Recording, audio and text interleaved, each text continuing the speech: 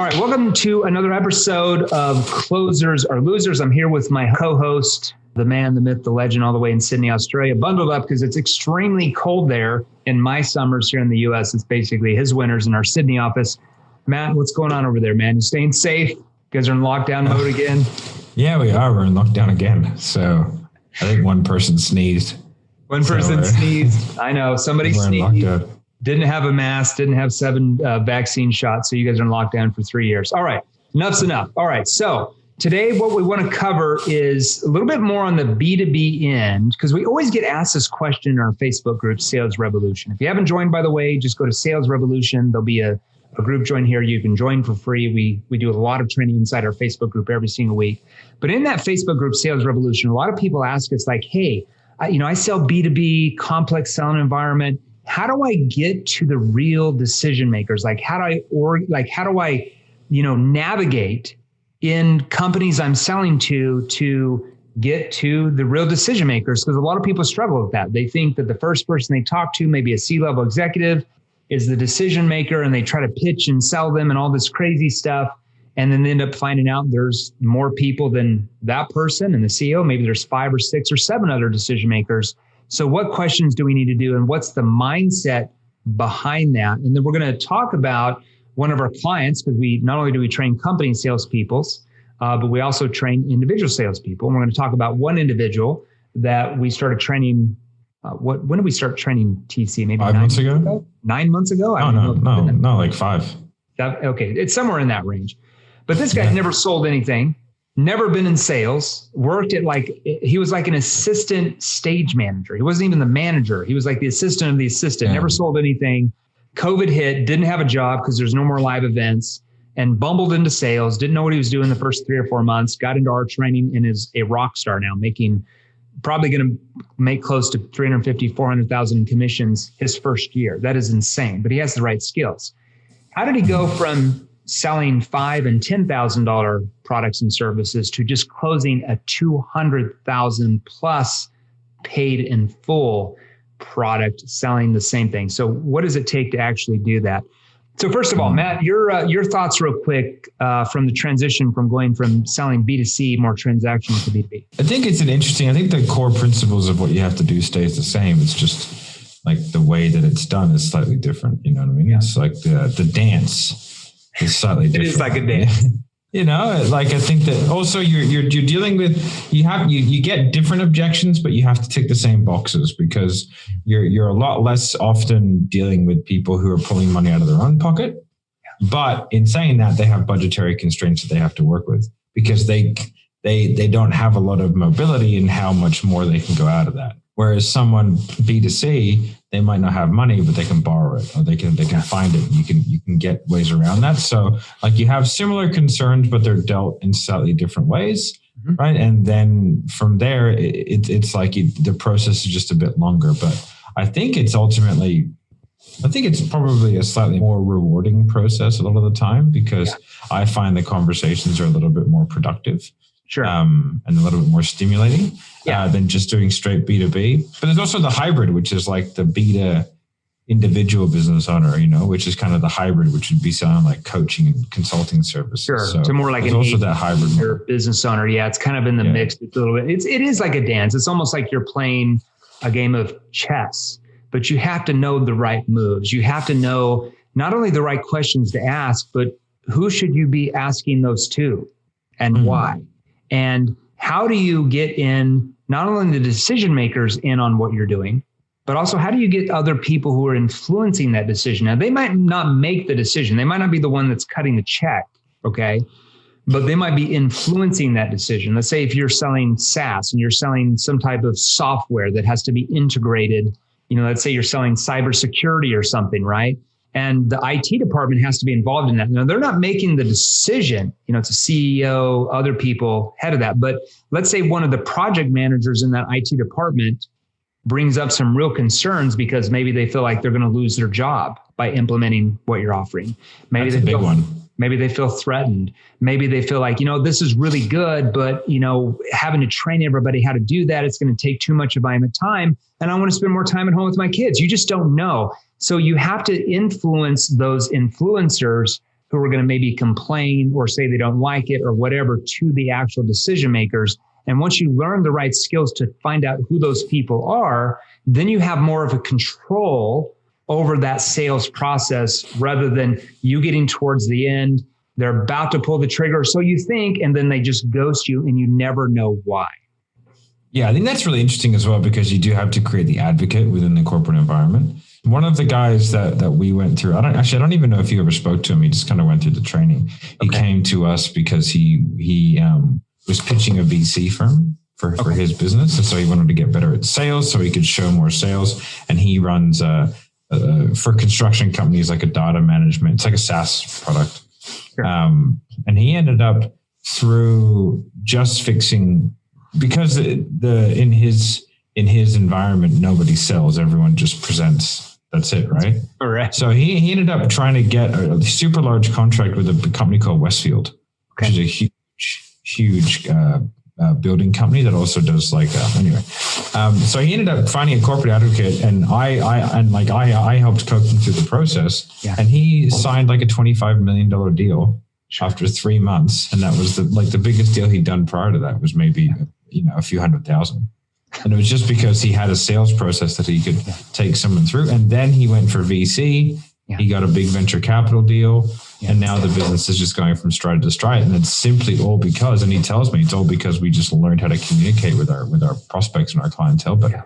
Yeah. Well, 100%. That's what separates average salespeople or below average salespeople from people who are closing deals that are worth hundreds of thousands of dollars, if not multi-million-dollar deals like that. Is just knowing how to, not only the right questions, but how to navigate and get other people. You have to understand the buying process within an organization. And a lot of organizations are a lot different. So you have to ask certain questions to find out what their process looks like, their budgetary process, their decision-making process is not necessarily the same. Just because, let's say you're talking to 2 Fortune 1000 companies or 2 Fortune 500 companies, doesn't mean their process is going to be identical. So there's certain questions you have to ask to find out what their process is and who the decision makers really are. I think we even talked about this a few weeks ago in one of the shows. Read an article in Forbes a couple of months ago. The average company in North America, very similar to Australia, the developed world, England, wherever, Europe, has almost 7 decision makers. It's like 6.7 decision makers. Okay. Now, I'm not talking about a retail store, mom and pop hardware store that just there's one owner, but the average size company, typically about 7 decision makers in that. Now, sometimes you'll have Fortune 100 companies or 500 companies that might have 10, 11, 12. So you have to know what questions to ask to really organize that. One of the things that you said, which is like you might get people whose jobs, one of the things that we run into as a sales training company is the VP of sales, right? Yeah. That's because the VP of sales, all the time, their job is to develop the sales team. That's one of their key roles. And so we come in and basically we can show them, the error of their ways. But that VP of sales is extraordinarily resistant in 99% of cases because they feel threatened. Even if they know that it's for the best, they still feel threatened. So they don't want to allow it to come. So that is like, we always have to identify who is that person, what are they doing, and how can we get them to see the benefit for themselves, not only the company, but for themselves. And how do we involve them in the process? So that becomes like a part of the sale, is having a chat with that person, figuring out what their pain points are, and then figuring out how to solve that. We have to help them see what's in it for them, not just the company they work for. 100%. Which is why it's more interesting.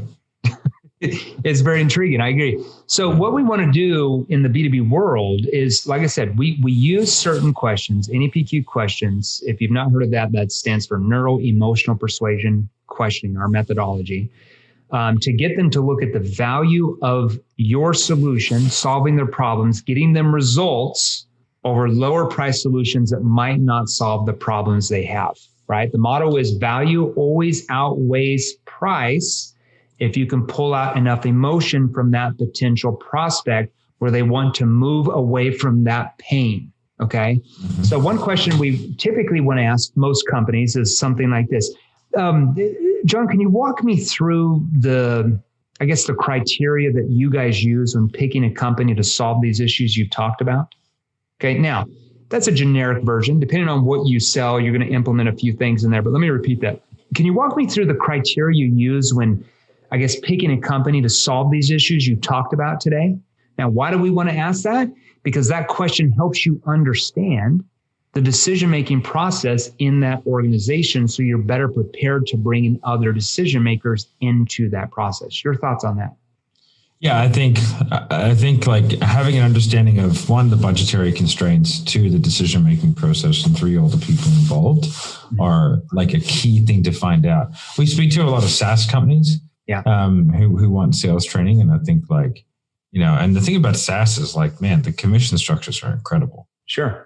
Like, these guys are on $200,000 salaries and 40% commission. Right. Like, they just don't know how to sell. They just don't know how to sell. I mean, it's maddening to me anyway. But you listen to the sales calls and you're trying to help them out, and it's all just presenting, and they wonder why their sales cycles are 9 months. Yeah, and they're not even that expensive. Just a bunch of demos they're doing. It's just a whole bunch of demos, and then from there they're waiting. They're really waiting for someone to be really into it, to see how that product benefits them, either for their career or for their financial prospects, so that they can push it up the chain and sell the head honcho. That's really what ends up happening. It's because they don't have a set process of how to navigate the corporate environment, figure out who needs to be on the next call, and then how to transition the calls so that you have like a flow, so that it doesn't just stagnate. You end up having the same conversations with the same people. Yeah, I mean, let's just be real. That is freaking winging it. That's like taking a bucket of mud, throwing it up against the wall, hoping and praying that something you say in the presentation is going to magically trigger that executive to want to change their situation and purchase what you're offering or move you up the chain. That is a very unpredictable and hard way to make a living in sales. It is, absolutely is. And I think that, one of the things that we ask companies is like, okay, if I'm a salesperson and I'm coming in, what do you provide me as far as sales training? And I go, that isn't product knowledge. And they go, well, and they go, nothing. Every time. I'm like, okay, do you see the problem with that? Like, we want these people to be successful, don't we? Yeah. And then I tie them into a leadership framework and we kind of stitch them up that way. But, it's the same thing. Like I said, before you came on as a CEO, first B2B client we had was 4 divisions of Google AdWords. Okay. I asked them the same question. Okay, let's say I come to work for you today as a new sales hire. Walk me through what my training looks like. You know what they said? First of all, we start giving you the knowledge about the cloud services and what it does for people and blah, blah, blah. And then the second of all, we do blah, blah, blah, blah, blah. Okay, but no. Besides the product training knowledge, what sales training would I have? Well, the product stuff. What do you mean? That could be a problem, right? So that's where we uncover. And that's one of the top 10 biggest companies in the world, probably, that don't really have sales training per se, more product knowledge training. And they're doing a lot of dollars, but they're spending a ton of money to do that. And the ironic thing is, like, I know it's probably a controversial thing to say, but you don't actually have to know that much about the product to sell it really well. Yeah. Like, let me give you an example. When I sold alarm systems, my first job, I didn't know how it worked, because I wasn't selling the buttons and the features and all that stuff. Selling the security, the safety. All I knew is how to get them to see that when an intruder broke into their home with a crowbar and had a knife, how it was going to save their lives. That's what I was selling, not the actual buttons and features of the alarm system. Yeah. Because when I write out I do for a lot of our clients, we do done for you a placement. I'll write out their sales structure. And I do it quite quickly. And they're like the pillars and like this. And I'm like, no. We just want like high overview. I don't want to explain. I don't want to have explain in detail what they get for each part of the thing, because one, it might change. So we don't want to have to change our entire sales process when you decide to take something away or add something. Yeah. And I was like, and two, it's like, we're not selling, we're not selling the car, we're selling the destination. Yeah. You know what I mean? We're selling the results of that thing. Yeah. The car is just a car that you jump in to get there. Doesn't matter whether it's a van, a BMW, a Mercedes, or a Toyota. It's just the car that gets you there. Yeah. We're selling the results of what that car does for them. If the results they want is better gas mileage, we're selling them the better gas mileage. If the results of that car is a brand new Mercedes. We're selling them the results of higher status in the community if that's what they want. We're not selling the car, we're selling the results of what that gives to them. Exactly. And I think that people don't realize that. And that's why people who really understand, especially NEPQ, can seamlessly transition from one industry to another, which is how TC, right, became such an effective salesperson. TT sells a more coaching, consulting, service type thing. So $220,000 is the way he just took. And so that was a paid in full wire transfer, right? That was his second 6-figure deal in 4 weeks. The last one he did was $175,000. Yeah. Now these are custom plans that he's making for these people, right?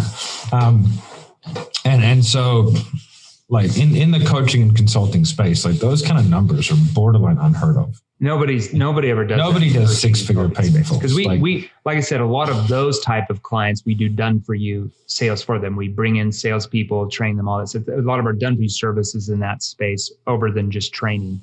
You would never hear those numbers in that type of industry. No, like 30 grand is a big deal, right? Yeah. Because you got to remember you're selling, information services essentially. Yeah. So it's like like an ebook and some video chats. Trainings. Yeah. Exactly. Right. So, so for him to go from never selling to selling, $220,000 paid in fulls. And it's not just because he found someone that was wealthy and wanted to waste a bunch of money. He farmed that person from buying like a $5,000 investment and then farmed them all the way through to getting that. It's because he understood the sales process, and he's become a $20,000 to $30,000 a month earner in the first 6 months of selling. Yeah. And it's not because he has, your first year is pretty good. He doesn't have some sort of innate natural ability. Like it's not that, he's thrown himself into training. He really has he's almost like surrendered himself to it. And he's like, okay, I'm going to absorb as much as I can. He's in an environment where he sees that it's possible. Yeah. I think is a big one that we talked about like a week ago or 2 weeks ago, where people are just in environments where, I'll give you an example. We sell for Ryan Serhant, right? Yeah. Yep. One of the things that we have in the script is we have them tell us who the guy in the office is, who's been there for 20 years, always talking about next year, next month, it's going to crack it, but he's really just a mediocre guy. It never changes. And we name that guy. Yeah. And then from there, we have them make decisions as either Ryan Serhant or that guy. Yeah. Who do you want to be? Exactly. Because if you mimic their decision making, then you mimic their life, right? So if the only guy that you ever see is Barry, who doesn't do anything ever, right? But or you work in an environment where you have Ryan Serhant and you see him every day and you get a chance to interact with him and you see what's possible. I mean, that guy's made, I think he's made $500 million commission this year already. Yeah. Right. And so those environments are totally different. And just believing that it's possible allows you to kind of go to that next level. It's like the 4-minute mile, and no one thought it was possible until someone did it. And now, there's high school chicks doing it. Very good point, right? Now, another question you can use, and we just brought this up in the Facebook group, and then I want to bounce back and go back into your discussion. But before I forget, let's say that, because we always want to give you some tactical questions to use and some techniques to work on here besides just me and Matt giving you some overviews. We're going to give you both on this podcast, okay? Now, another question you want to ask, B2B selling environment. Let's say you catch wind that the company you're talking to is also talking to other competitors that offer something similar. You find out through your grapevine, your network, you want to ask this question, okay? And I wrote this down for you. Here it is. Okay. So John, let's suppose that you're looking at several different companies who all meet your criteria, even including the price. How would you then decide what to do? Let me give that. Let's suppose that you're looking at several different companies who all meet your criteria, even the price. How would you then decide what to do? That's a question you want to find out. If you hear that they're talking to other competitors, you just bring it up. Why do you want to ask that? It helps you find out the key things that you're going to need in your sales process to help the prospect move forward with your solution if you know they're meeting with other people, because they're going to tell you, well, it's not just price that we're looking for. We really want this, and we want this, and we want this. Now that gives you strength among your competitors, because now you know what they're really after. Your competition will never ask that question because they won't know. and they just are going to compete on price. Now you have the inner circle. So that's another question you want to ask. Your thoughts on that? That's absolutely brilliant. The other thing that I think I used to come up with a lot is that they're actually in another program. They have another product or service, and they might be on contract, in which case the two truths question is the ideal scenario for there. And I've sold a lot of people like into sales training or into business coaching who are currently paying for sales training or business coaching. But with the two truths question, it sounds like it's going fairly well. Is there anything you would change about maybe the process that you're going through or the results that you're getting if you could? Then all of a sudden, like they're allowed to kind of complain about what they're currently using. Yeah, exactly. And actually, one thing that I do a little bit different to you in that two truths is I always have them say yes. Okay. So even if they say they're miserable with their current process, I say, hey, well, it can't be all doom and gloom. What do you like about it? Because it's especially for coaching, right? Because we have to really destroy their process, because they're currently, but what that does is it makes them consider even the tiniest thing that they do like, which then makes the impact of the negative, they have to consider it even more. So I get more power in the negative. And then I go, is that okay? And how long has that been going for? Is that having an impact on you? And that little gold nugget that I get from something that's missing, that becomes the entire call. Listen, this coach is great, and I really like him, and he's doing really good things for me, and I'm seeing results. I just feel like I'm not quite really getting the process. Like my scripting isn't right. Oh, you're scripting? Like what do you mean by that? Get them to expand, and then it's like boom, the whole thing now becomes the whole thing they're going through is shattered now, and now they're open to what you're offering.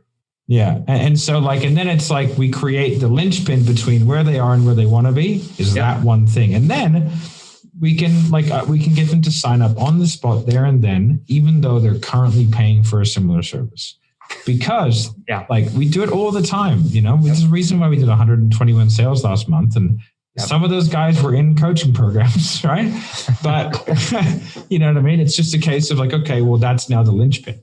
Yeah. And so understanding what their current state is and what their objective state is, where they want to be. And now, because of that question, some other questions, you help them see that what's the gap between where they are compared to where they want to be. These problems that you just helped them find that they didn't know they had before you had that call. Yeah. It's funny. This is a bit of a random aside. When I first signed up with you as my sales coach, you told me you should be able to sell anything in 25 minutes.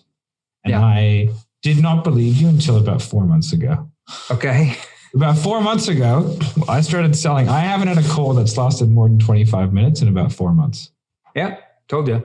You just you have to, learn. I did 20, and it depends on the industry. Let me specify that, okay? But with your industry that you came out of, that type of industry, a lot of people are 90-minute closes. And I'm like, oh my gosh, you need to get that down between 25 and 40 minutes max and sell 3 times as much. Yeah. Now, if you're in more of a B2C complex selling environment that requires multiple touches, multiple calls, that might have usually a 9-month sales cycle, we can train you the right skills to draw that down to probably 2 or 3 months for sure. Yeah. Probably 3 so months. My sales cycle used to be a 15-minute and then a 60-minute. Yeah. I can do that whole thing in 25 minutes. And sell way more. Yeah. Yeah. Which allows you to have more appointments every day. Yeah, exactly. It's just easier. I had a guy reach out to me on Instagram saying they wanted someone to help them with their team. I was like, let's hop on a call. Literally 25 minutes after, about 45 minutes after the initial, he reached out to me on Instagram. He bought a $25,000 package. Yeah. Nobody can do that without the right skills, the right questions, the right tonality. It's all that. Exactly. Yeah. All right. I'm going to give you guys a couple more questions. Always want to get you as much tactical stuff we have. Now, this is more of a B2B selling environment we're talking about today. How about this one to find out who the other decision makers are? Here's another way to ask that. Okay, John, you had told me that the company has budgeted $100,000 to fix this problem. Can I ask how that was determined though? Plug in whatever they budgeted. Let's say, hey, we've got $200,000 to solve this XYZ problem. Okay, you told me, so you've got $200,000 that's been budgeted to fix the problem. Can I ask how that was determined? Now, what does that do? It's an indirect way of saying who are the other decision makers without saying that. Okay. It helps you uncover who the other decision makers are in that environment. Can I ask how that budget was determined though? Well, we have to meet with this, come to the CFO, and then see, now you're like, oh, okay, so he's involved and she's involved over here. And it just helps you bring in more people. That's another indirect way of saying, who are the other decision makers? If you say, who are the other decision makers besides you? A lot of people will just shut down because everybody says that and they know why you're asking that. Yeah, you're trying to scramble past them. Yeah. How about this question? It's a very clever way to do it. I've never heard that. I come up with some good questions here. I'm sleeping 2 or 3 in the morning. I wake up and I'm like, it's this. And I write it down. I always have a pen and a pad of paper right next to my bed. And I write it down a lot of questions in the night, even still. That just keeps getting better. Every couple months, we just get better here. All right. So how about this question? Let's say that they tell you, when you first get on the call, that they know they have a problem, but through your questioning skills and 20 minutes later, you're able to help them see that not only do they have the one problem they thought they had, but they have 1, 2, and 3 other problems besides that. So now you've helped them find that they have 4 major problems, and you've helped them see the consequences of what's going to happen if they don't solve those. But they tell you that their budget is, let's say, $500,000. I'm just throwing a number out there. You know that $500,000 is not going to solve all 4 of those things. It'll solve 1, but to solve all 4, they're going to need, let's say, 1.2 million. I don't know. I'm just throwing a number out there. So a question you can say is, okay, so you, now that we've talked, do you feel the budget you've been given is really sufficient to solve these other problems though? Do you feel the budget you've been given by the CFO is sufficient to really solve all these other problems? You have to ask that question to tell, like if they have a smaller budget, to get them to see that they're going to need a bigger budget, or at least question that in their mind, okay? Gets them to think that maybe they need to go back to the board or whoever's allocating that budget and get them involved to bring another budget from another department into solving these other problems that they really didn't know they had. Another way to do that. Your thoughts on that? Marco just did that. So what did he do? Tell me. Well, he just got a big contract for sales training, and he got them to pool from all different budgets to be able to afford it. Yeah, because they probably didn't realize how bad their problem really was before they got in the conversation with Marco, who's our vice president of sales, right? Yeah. So they didn't realize how bad their problems were. They didn't realize how many sales they really are losing, and they didn't realize how much revenue they were losing if they have the right training, they're going to make all that. So now it makes sense. Hey, if we only have to invest, let's say I'm throwing out a number out, $50,000 to make an extra $5 million in revenue next year, that's a no-brainer. It just, it doesn't, it's quantifiable based on you invest this and you're going to make this because now you have the right skills. Yep, absolutely. Yeah. So results-based thinking. I'm going to give you come through. I'm going to give you another one. All right. Always giving you guys some good value here in the podcast. So let's say you want to go over, you want to find out more details about who other decision makers are. Okay. Could you go over with me your budgetary process in the company? Could you go over with me your budgetary process, what that looks like? It's a question you want to find out, because then they're going to be like, oh, well, first of all, we have to go to this department and get it checked off here. And then we have to go over to legal. And then we have to do this. Now you have more of a complete picture of who else you need to bring into that discussion. Okay, just to see if we could help you, but what budgetary parameters are you working with? It's another way to ask that question. Turning it back over to you for a few minutes before we end the podcast. It's great. My expertise is definitely not in the enterprise selling arena, which is more your enterprise. My expertise is more in that. I think small business and, less than, sort of 1 to 2 decision makers, or maybe 3. And so, I've done it. And then Marco is obviously learning how to do it. And we're sort of getting better at it and learning with you, because you've done a lot of it. But there are a lot of parameters, I think, that guys who do sell the smaller sort of, I sort of B2I, like business to individual versus like business to enterprise. Yeah. So, because it is people think they sell B2B who sell business coaching business. It's that's not really B2B. It's not B2B. It's also not technically B2C, but it is. It's more B2C because there's only 1 or 2 decision makers, maybe 2 business partners, or maybe a wife and a husband type of business type of thing. So That's not I would call it like ROI B2C versus non-ROI B2C. Yeah. So like non-ROI is like fitness, health services, whereas ROI would be like, or insurance or cars or whatever. Yeah. Yeah, exactly. And so those are really the difference, but there's a lot of parallels because at the end of the day, no matter what you're selling, what environment, you're selling people. Yeah. And so you have to take people through the same process. And the process is like connection, situation, problem awareness, solution awareness, consequence questions, commitment, you know what I mean? And you take them through that and it's like, but there just might be it's just going to be broken up into different things, but you still have to tick every box. And so all those questions that you said for B2B are super helpful for more B2C environment as well, because sometimes like you need to be able to ask those questions, but they're even more sensitive because like they're the ones with the money. So you want to understand their decision-making process. You want to understand their budgets because they might have just made it up on the spot. Yeah. They might not have a budget. So now they're actually thinking about, what is my budget for this? Yeah, those questions apply to more B to I or B to C, but they're reworded differently for sure. Yeah. But I think it's good to people understand the concepts of like, so if you want to go into a more complex selling environment and bigger ones, like the skill sets required are the same.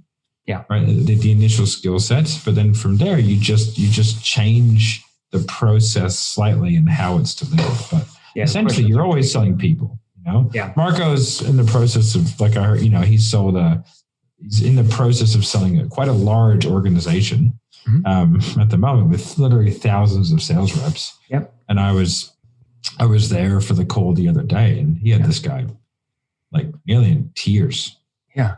Because they're losing tens of millions of dollars every year that they will be making once we train them. Yeah. But also like the fact that the guy didn't feel like a good leader because he wasn't providing all of his sales reps with what they needed to be successful. And he felt responsible for that. And, he just like, he was questioning himself. Yeah, he only did that because Marco asked the right questions to get him to see that in his mind that he might have not ever thought about that before. Exactly. And so like they translate really well. It's just, it's a different process. You have to learn it, but the core tenets of what you're doing as a salesperson are the same. So 100%. All right. I hope that helped everybody today. We've got meetings we're going to jump into. Thanks for being on. Make sure you tune in here in the next couple of days for the next episode. And also, if you haven't joined our Facebook group, go to Sales Revolution. There's going to be a link here. You can get a lot of training here, a lot of stuff we cover here. We're just giving you the very basics. Join the Facebook group. When you join, there's going to be like a 2 or 3 question survey. So we know a little bit more about the industry you're in, what you sell, what you do. I think in our Facebook group, we have close to 8,000 salespeople, business owners, coaches, even in the last 8 months since we started that, it's going very rapidly. I think this time next year, there'll probably be 30,000 plus people in there. You can collaborate with other people. Matt and I go live about 3 to 5 times a week with different trainings, different tips for any type of industry. We train hundreds of different industries at this point. Matt, thanks for being on. Hey guys, if you enjoyed these, here's another you can watch right over here. Join our free Sales Revolution group. Click the link below, join us, and we're going to help you. Thanks for watching. We'll see you real soon.